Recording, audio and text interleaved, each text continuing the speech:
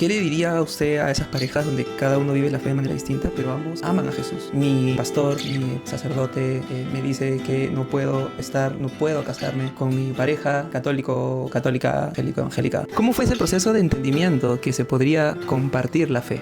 No es ningún secreto que en Latinoamérica hay mucha esa barrera, ¿no? Desde el lado católico, desde el lado protestante. ¿Cómo fue ese proceso de entendimiento para usted y interiorizarlo y decir, oye, sí, o sea, esto no es una cuestión de etiquetas, es una cuestión de fe? Hoy en día, ¿cómo podemos hablar de nuestras diferencias sin dejar de vernos como hermanos?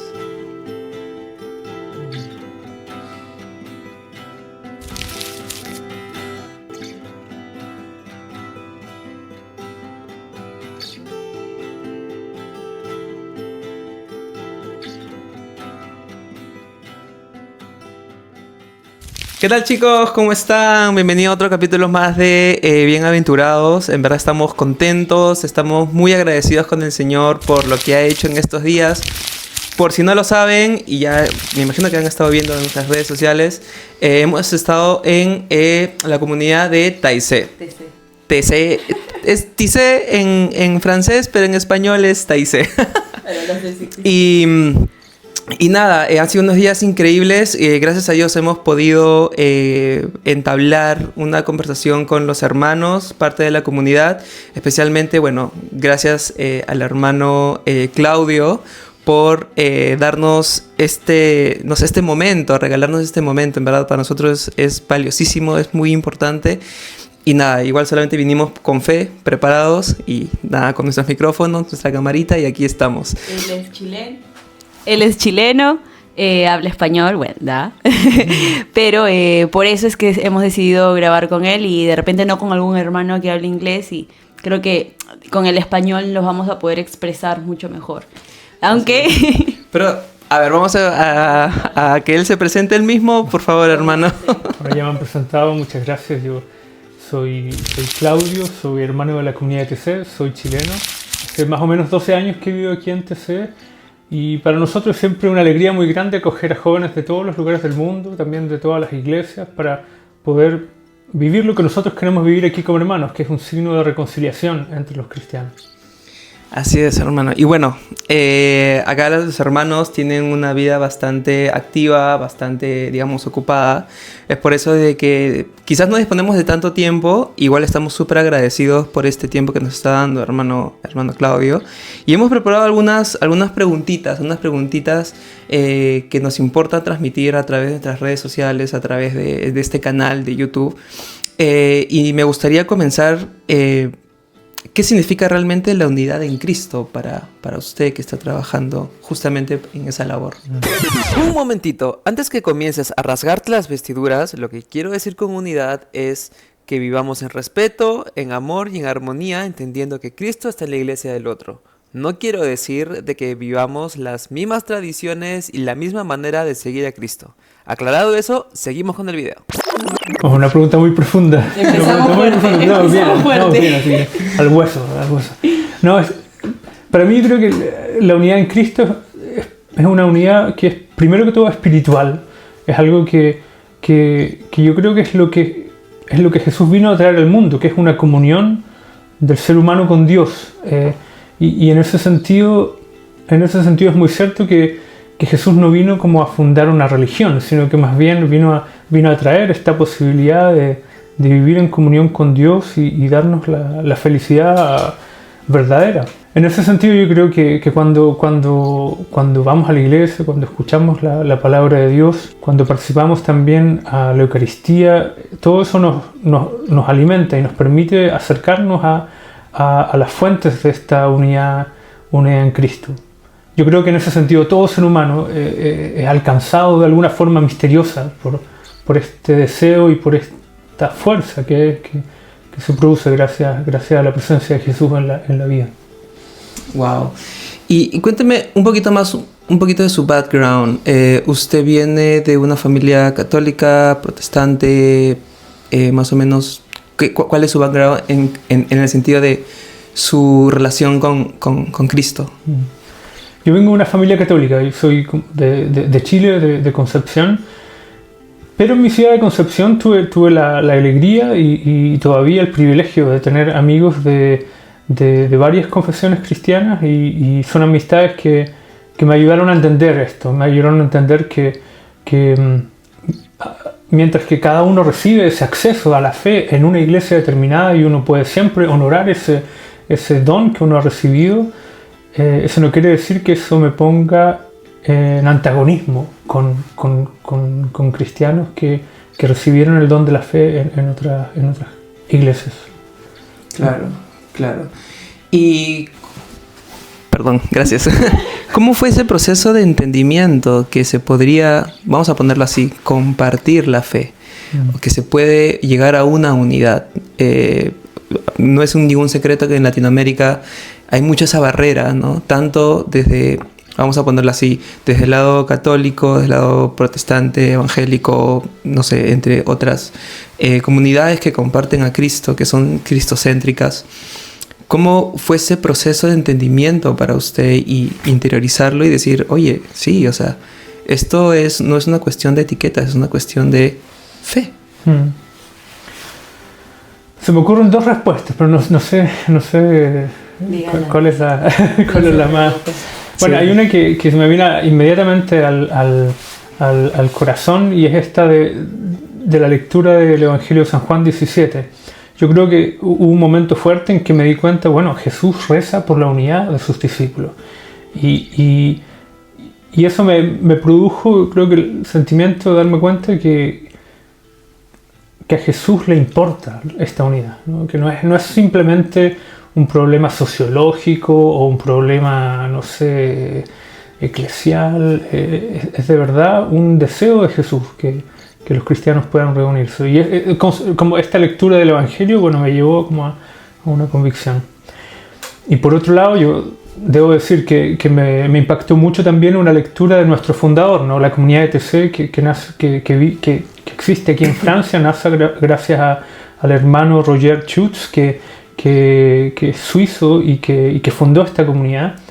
Y en uno de sus escritos él decía algo así como, bueno, ¿cómo es posible que los cristianos que anuncian una religión del amor vivan divididos? O sea, y esa incoherencia de base me tocó muy fuerte. Y es cierto. O sea, hay algo de eso que no tiene vuelta, ¿no? Que por mucho que uno quisiera que por mucho que hay, lo que decía antes, ¿no? Por mucho que uno recibe la fe en un lugar y están las tradiciones eclesiales y toda una vida eclesial que es muy buena y muy rica, esa incoherencia, bueno, es como una aguja, ¿no? Es como una aguja en el corazón, no sé cómo, es como una espina en el corazón, sí, o una piedra en el zapato, no sé cómo decirlo, pero algo que está bien que nos moleste, porque no es como, yo no creo que es como Jesús hubiese deseado el camino de sus discípulos, y al mismo tiempo es un misterio que nos ayuda a mirar a los demás y a caminar con los demás.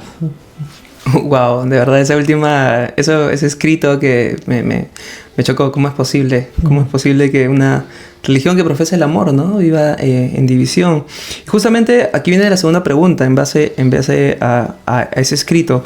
¿Cómo viven ustedes la convivencia entre católicos, evangélicos, ortodoxos dentro de la comunidad de TAICE? Bueno, quizás primero que todo aclarar que en nuestra comunidad por el momento no hay hermanos ortodoxos. Tenemos hermanos del mundo católico, del mundo protestante, y bueno, en el mundo protestante hay hermanos de varias iglesias diferentes, pero aún así no estoy escapando de la pregunta. La pregunta pero por decir que bueno, al principio es cierto que no fue muy fácil en el sentido de que históricamente, por ejemplo, las iglesias evangélicas o de la Reforma no tenían o habían renunciado a la vida monástica, ¿no? a la época de la Reforma. El hermano Roger empezó a buscar justamente caminos para cómo hacerlo, ¿no? Para que haya una vida comunitaria que pudiera permitir experimentar la reconciliación. Eso lo acercó a la Iglesia Católica en un momento en que la Iglesia Católica está viviendo un periodo de apertura, que fue el Concilio de Vaticano II, que fueron muchas iniciativas en torno a la unidad de los cristianos. Entiendo que él era protestante. El hermano Roger era protestante, sí. El fundador. Okay. Y bueno, eso permitió que jóvenes católicos vinieran aquí a TC cuando la comunidad llevaba, no sé, 15, 20 años. Y con ello, bueno, hermanos que querían hermanos católicos que quisieron entrar.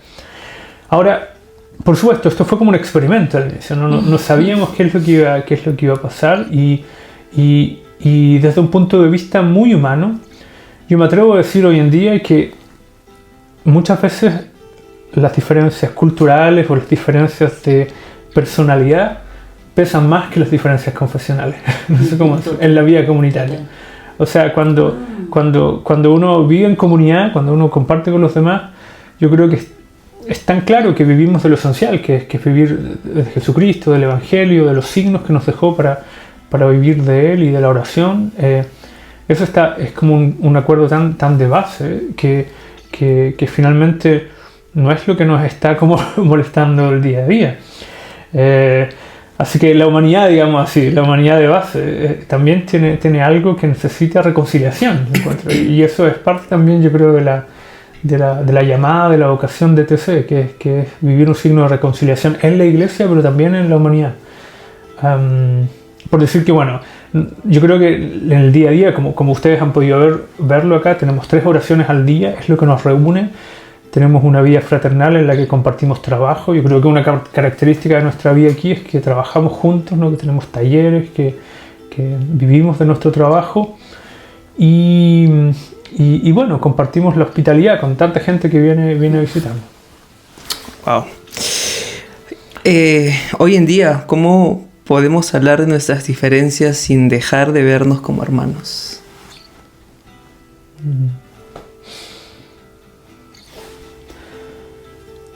Es un gran desafío, en realidad. Es un gran desafío. Bueno, primero que se me ocurre, pienso especialmente en el encuentro que tuvimos ahora a fin de año en París, en el cual una de las preguntas que nos surgieron entre los talleres que teníamos y las reflexiones que compartimos junto a los jóvenes es el tema justamente de la polarización, ¿no? Hoy en día hay tantas polarizaciones, ¿no?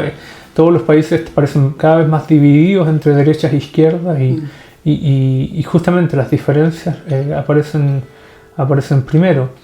En el mundo de los cristianos, por supuesto, también sucede y parecen que hay diferencias que son irreconciliables.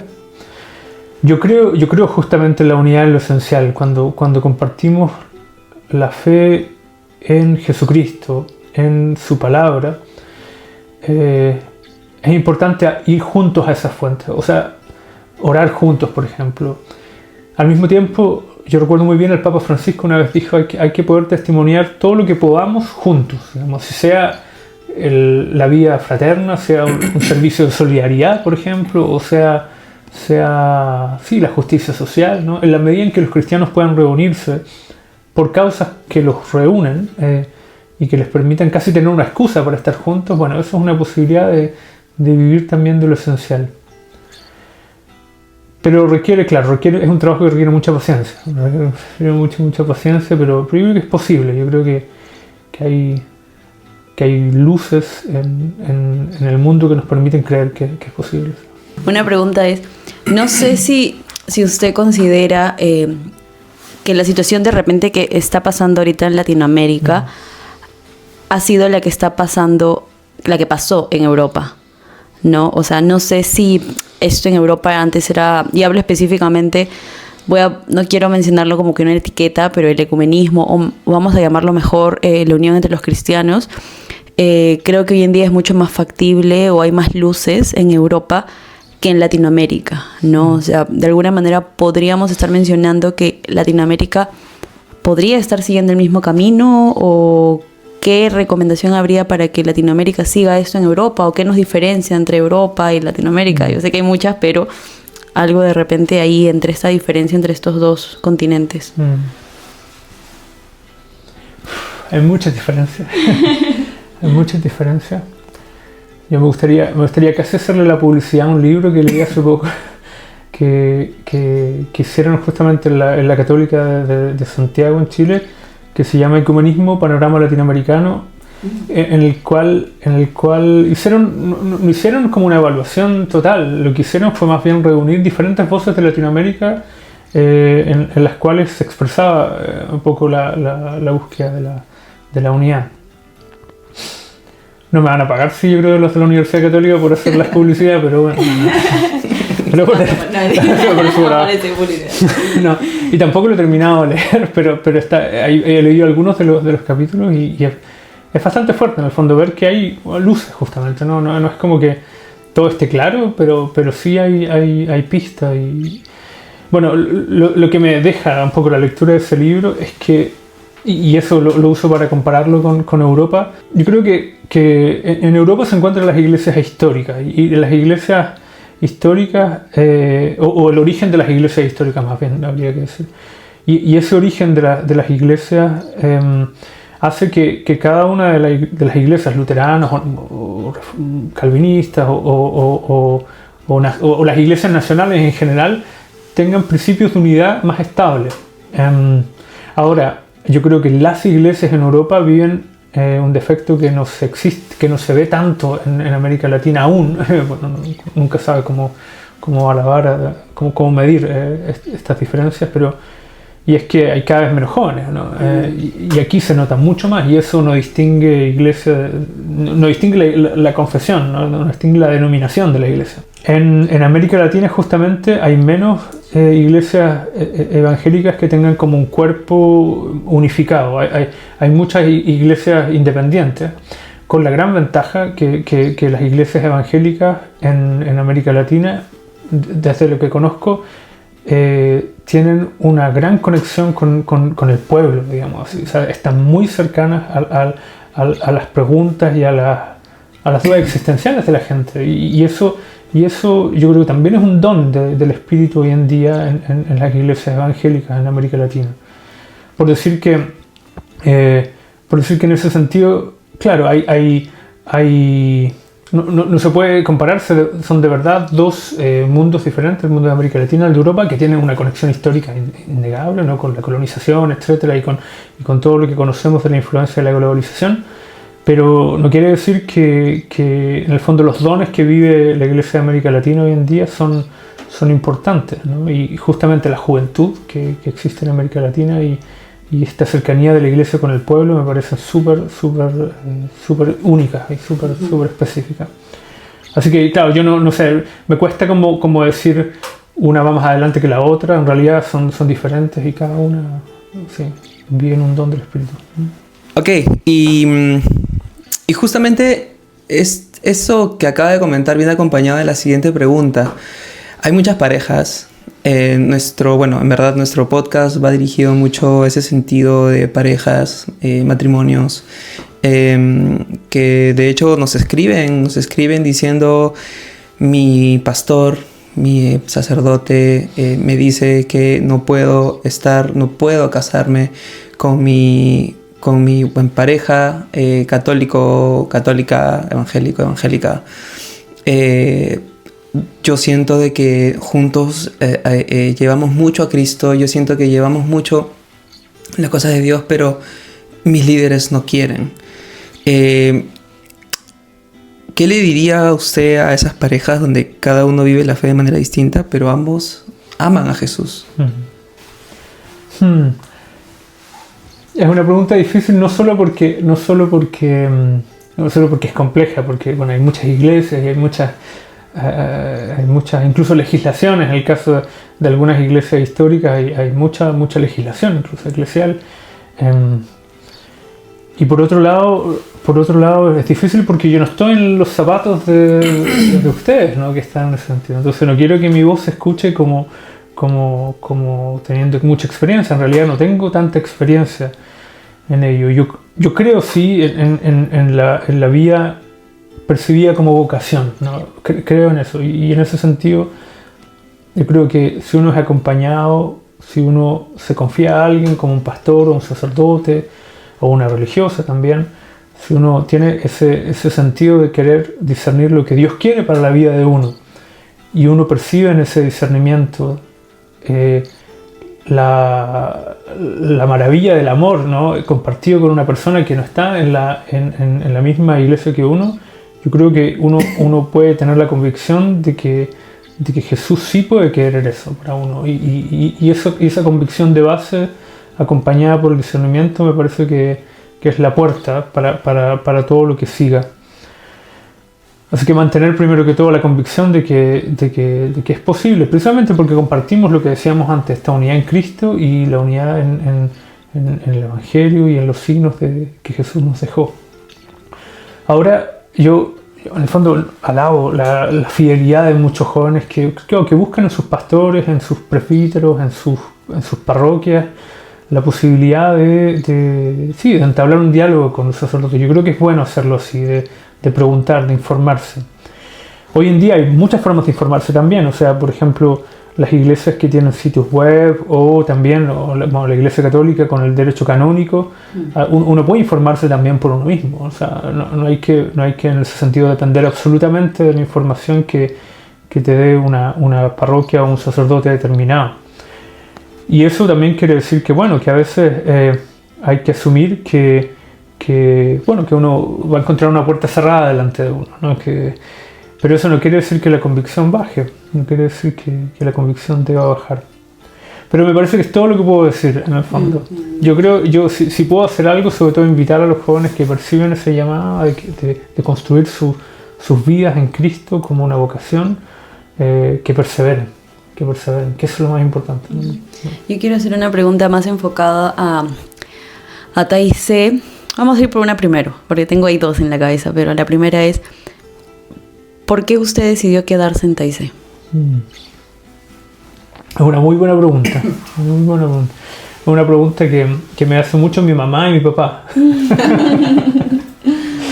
No, ya no me la hacen.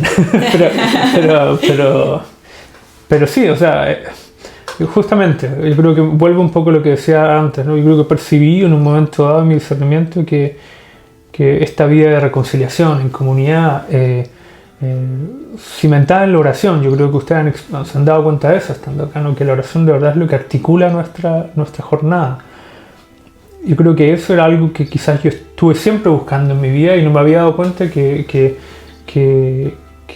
aquí estaba y que en el fondo era como si este lugar me estaba esperando. Fue una sensación rara, ¿sí? De saber, bueno, esto es lo que yo siempre he querido vivir, pero no lo sabía porque no conocía.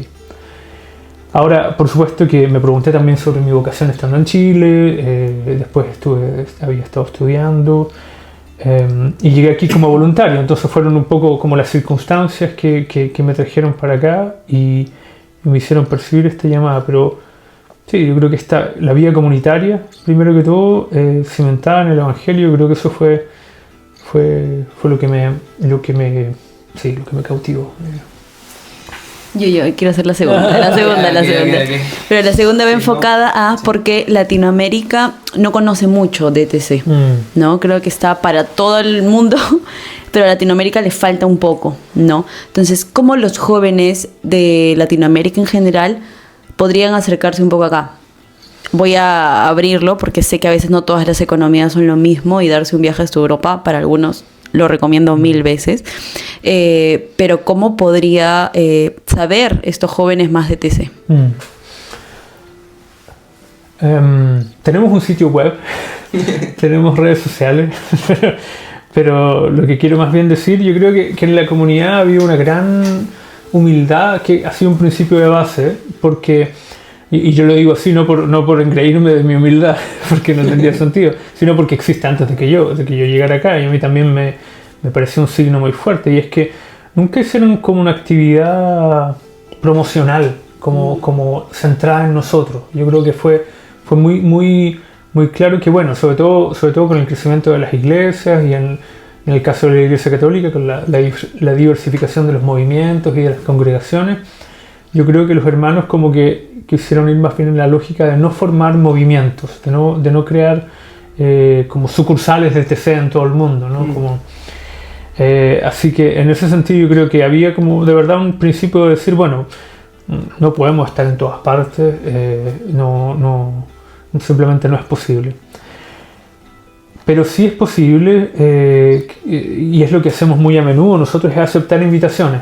Por ejemplo, vamos a ayudar a participar en esta Jornada Nacional de Jóvenes en Perú con algo que nos caracteriza, que es una forma de oración, nuestros cantos repetitivos y una oración que es más bien contemplativa, justamente para llevar lo esencial. Pero por decir que no hay en sí mismo para nosotros, tenemos límites humanos, no podemos ir a todas partes, ¿no? Pero no es como que no queramos compartir, ¿no? No es como que no lo queramos hacer. Y así que bueno, los que quieran conocer por internet pueden hacerlo, hay varios recursos también ahí para la oración en nuestra página web. Hay algunas oraciones que se transmiten en línea y bueno, en general estamos siempre abiertos a acoger a los jóvenes aquí, que es como nuestra misión de base. Ya para terminar, porque como dije, acá los hermanos tienen una vida bastante ocupada, tienen que trabajar, también ellos tienen cosas que hacer. Quería adicionar de que el hermano Claudio tiene una voz magnífica. Tiene una voz magnífica. No lo voy a hacer cantar, así que tranquilo. No lo voy a hacer cantar, tranquilo. No, mentira. Sí, no. Pero de repente pueden... Ahí he grabado algunas cositas. De repente ahí pueden ver, pueden escuchar. Pero de verdad, wow, es increíble el ambiente, el aura que se vive acá. Es increíble. Y ya para terminar, quería hacerle esta pregunta.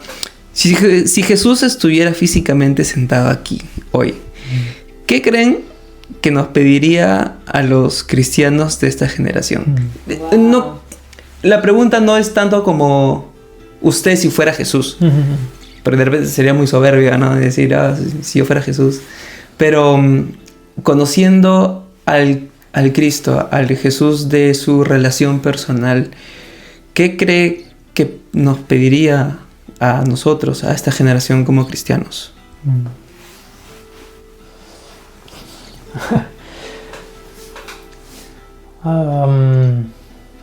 Es bien profunda. Es muy profunda. Es bien profunda, hasta yo también me quedo pensando. ¿Qué responderías tú? No, hay algo que yo creo que se me viene inmediatamente a la cabeza, pero por un lado yo creo que hoy en día sobre todo estamos como debemos estar muy atentos a esta llamada de Jesús a la paz en el corazón, a la paz con los demás. No son las primeras palabras de Jesús resucitado, ¿no? Que la paz esté con ustedes. Y Jesús les dijo, ¿no? A los discípulos, mi paz les dejo, mi paz les doy. Creo que debemos escuchar íntimamente esa llamada y dejarnos llevar por esa paz de Jesús. Y por otro lado, yo creo que Jesús nos diría el mandamiento principal: ámense los unos a los otros como yo les he amado. Creo que cuando tomamos en serio esas palabras, hay todo un programa que se despliega delante nuestro. Así que sí, yo no sé exactamente si Jesús diría eso, pero así como yo escucho a Jesús hasta el día de hoy, me parece que aferrarse a esas palabras de Jesús nos puede llevar muy lejos. ¿Sí? Wow. Ya, la última, pero es de chiquita. En una palabra, en una frase, una oración, ¿qué significa para usted TC? Reconciliación. Reconciliación. Wow. Es que de verdad es que es tan profundo. Sí. Yo de verdad quiero agradecerle por el tiempo. Estoy muy agradecido. Estamos muy agradecidos por recibirnos. En verdad, yo particularmente, de repente ya en otro momento hablaré de esto, de qué es lo que sentí, qué es lo que siento ahora, qué es lo que sentí cuando llegué, qué es lo que siento ahora. Y me llevo realmente una visión, una manera de vivir, una conciencia un poco más amplia de lo que probablemente también me enseñaron. Y en verdad, hermano Claudio, muchas gracias por este tiempo. Por favor, visiten les vamos a dejar igual las redes sociales de TC para que se llene de latinoamericanos, para que puedan ver para que puedan ver qué es lo que hacen aquí, cómo lo hacen. Probablemente, no sé si este video va a salir antes o después de un video que vamos a de repente a hablar un poco más de la experiencia de TC. Y nada, muchas gracias, chicos. Ha sido cortito, sí, pero muy profundo. Me llevo realmente para mí una de las cosas más bonitas. Igual quería invitar en Perú, van a estar por allá usted invite. Bueno, vamos a estar en julio. Yo creo que lo mejor es saber que por el momento, ya que el programa no está muy definido, no me atrevo mucho a decir tanto, pero sí que a los que se interesen vamos a pasar por Lima a finales de julio, así que Pero también en Chota. en Chota y vamos a participar en Chulucanas, como decía. En Chulucanas. En la Jornada Nacional de Jóvenes. No, Perú. Justamente que es una invitación que nos hace la Iglesia Católica, ¿no? a animar este Encuentro Nacional de Jóvenes. ¿Sí? Encuentro Nacional de Jóvenes, por ahí van a poder, lo más cercano. ¿Y tienen algún otro evento en Latinoamérica? No por el momento, no que pueda anunciar. Ok, próximamente. Pero sí, en nuestra página web hay una muy buena red de contactos en América Latina, donde hay oraciones, por ejemplo, en diferentes lugares, en diferentes ciudades de América Latina, así que sí, nuevamente busquen por ahí en internet y creo que van a haber varias posibilidades. Perfecto. Okay. Bueno, sin más, muchas gracias, chicos. Nos vemos hasta la próxima. Gracias nuevamente, hermano Claudio. Y los invitamos a que vengan. Los invitamos. Oren por nosotros, que nosotros estaremos orando por ustedes, que es nuestra frase. Muchas gracias. Nos vemos, chicos. Hasta luego. Chao, chao. Bendiciones.